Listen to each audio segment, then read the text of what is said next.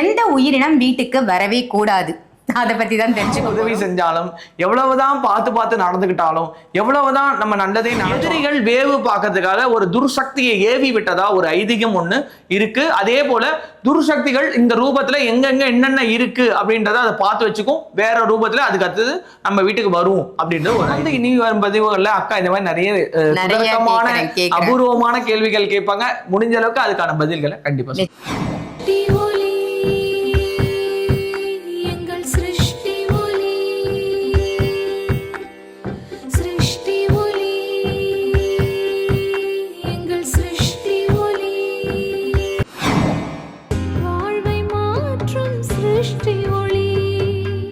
சிருஷ்டி ஒளி சொந்தங்கள் அனைவருக்கும் அன்பான வணக்கங்கள். இன்னைக்கு நம்ம சிருஷ்டி ஒளியில எதை பத்தி தெரிஞ்சுக்க போறோம் அப்படின்னு பாத்தீங்கன்னா, எந்த உயிரினம் வீட்டுக்கு வரவே கூடாது அதை பத்தி தான் தெரிஞ்சுக்க போறோம்.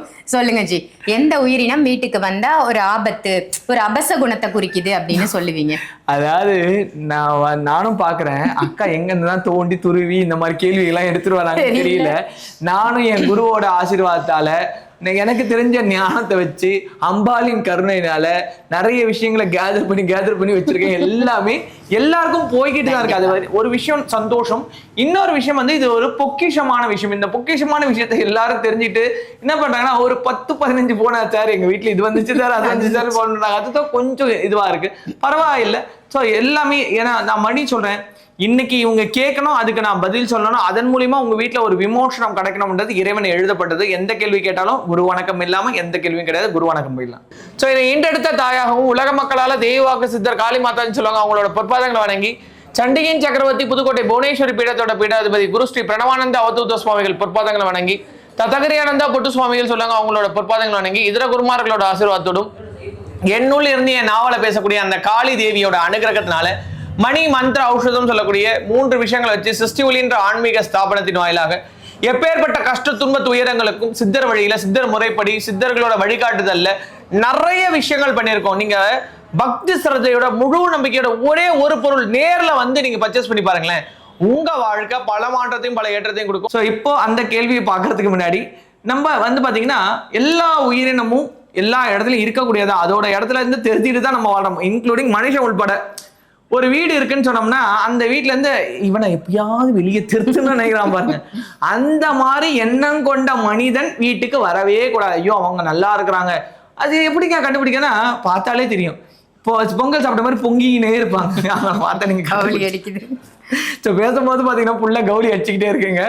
ஸோ பொங்கல் சாப்பிட்ட மாதிரி பொங்குவாங்க. அந்த கண்ணில் எமோஷன் இருக்கும், அப்படியே ஆக்ரோஷமாவாங்க. சில பேர் நாக்கிலே நிற்க கூடாது சொல்லுவாங்க. அந்த மாதிரி பர்சன்ஸ் வீட்டுக்கு வந்தால் நாங்கள் வெளியூர் போயிட்டோம்னு சொல்லிட்டுருங்க. அது பெஸ்ட். அது எதனால இந்த மாதிரி சொல்றேன்னா, இருக்கிறதுலேயே மோசமான உயிரினம் எதுனா மனுஷன் தாங்க. நன்றி கெட்டவன் சொல்லுவாங்க.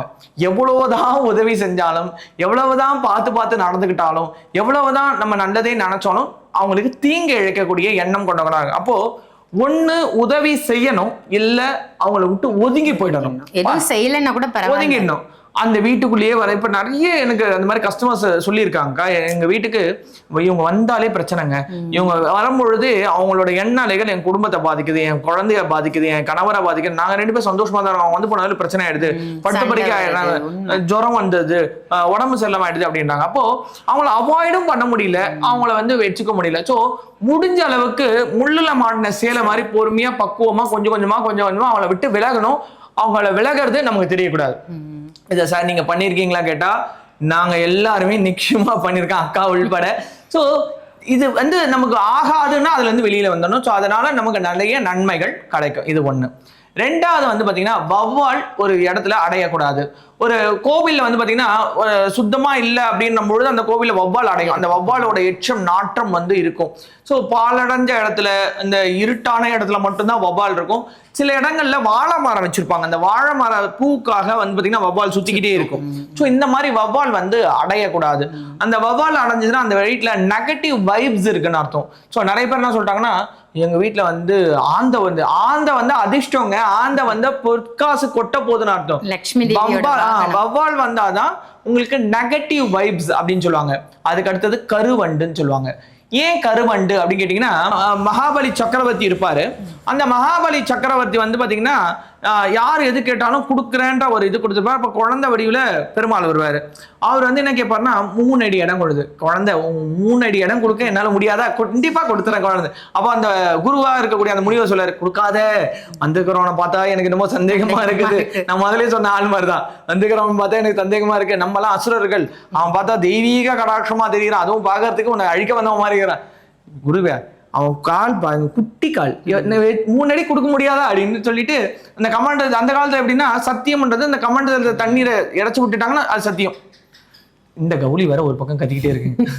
சோ அந்த இதுல வந்து இறைச்சி விடணும்ட்டு அவர் போறாரு. உடனே இந்த குரு வந்து நம்ம சிஷியன் சொன்னா கேட்க மாட்டேன். எப்பயுமே வாதியா சொல்றது என்னைக்காவது பசங்க கேட்டுக்கிறோமா, அம்மா சொல்றது என்னைக்காவது பிள்ளைங்க கேட்டிருக்கோமா? இல்லையா? அதே மாதிரி உடனே என்ன பண்ணாரு, அந்த குருவானவர் வண்டா மாதிரி அந்த கமாண்டர் ஓட்டறைக்குள்ள போய் ஒளிஞ்சுக்கிறாரு.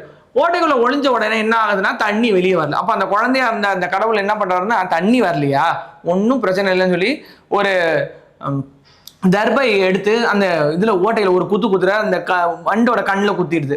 அந்த வண்டு வெளியில, இந்த தான் இவ்வளவு நேரம் அரைச்சிருந்தது, இப்போ ஊத்துங்க அப்படின்னு சொல்லி வாங்கிப்பாரு. அந்த 3 அடி இடமும் வாங்கி மகாபலி சக்கரவர்த்தி வந்து பாதாள லோகருக்கு அரசனா மாத்திடுவாரு.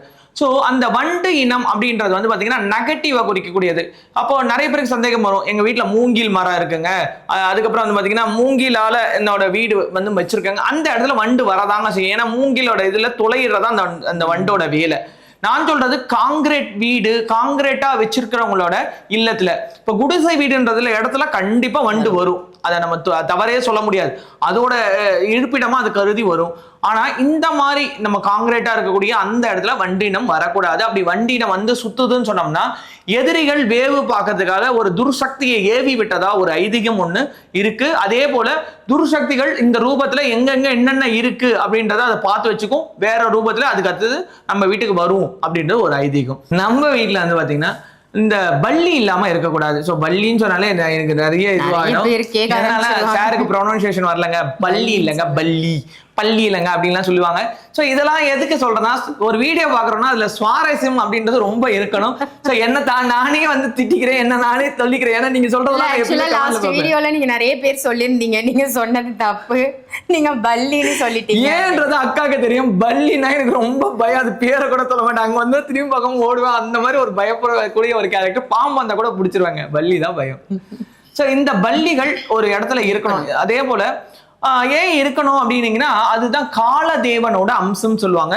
ஸோ விதி என்னன்றது அது சத்தத்தின் மூலமா சொல்ல, நாங்க வீடியோ பேச இந்த இடத்துல ஒரே கத்திக்கிட்டே இருக்குது. ஸோ அதனால அது என்னையும் சொல்றா அப்படின்ற மாதிரி நினைச்சிட்டு அது சொல்றேன். ஸோ இருக்கணும், அது அளவா இருக்கணும். நிறைய இருந்துச்சுன்னா நமக்கு பிரச்சனை. ஏன் பிரச்சனைனா, சமைக்கும் பொழுதோ இல்ல ஏதோ ஒரு நேரத்துல அது மேல விழுந்துரும். ஸோ அதனால அதை வந்து பாத்துக்கோங்க. ஏன்னா பள்ளி இல்லைன்னு சொன்னோம்னா அந்த இடத்துல தெய்வீக தன்மை இல்லைன்னு அர்த்தம். ஸோ தெய்வீக தன்மை இல்லாத இடத்துல தான் ஓடிடும். இதுக்கு ஒரு குறிப்பு ஒன்று சொல்றோம் பாருங்களேன். வாஸ்து பகவான் வந்து பள்ளிக்கு ஒரு சாபம் கொடுத்திருந்தாராம்.